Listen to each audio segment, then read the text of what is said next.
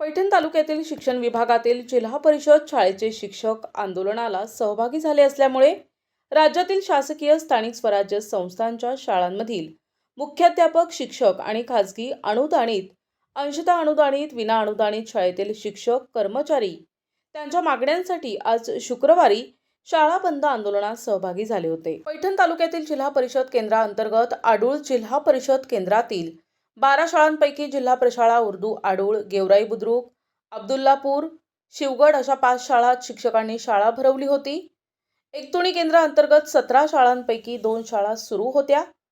कडेठाण केंद्रात 14 शाळांपैकी 4 शाळा सुरू, तर बालानगर जिल्हा परिषद केंद्राअंतर्गत 16 शाळा आहेत। मात्र आडूळ, कडेठाण, बालानगर 3 केंद्राअंतर्गत 59 शाळांपैकी 11 शाळा सुरू असताना आढळून आल्या।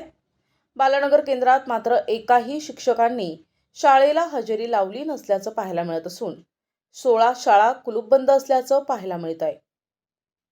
प्रतिनिधी आप्पासाहेब भावले, NTV न्यूज मराठी, पैठण।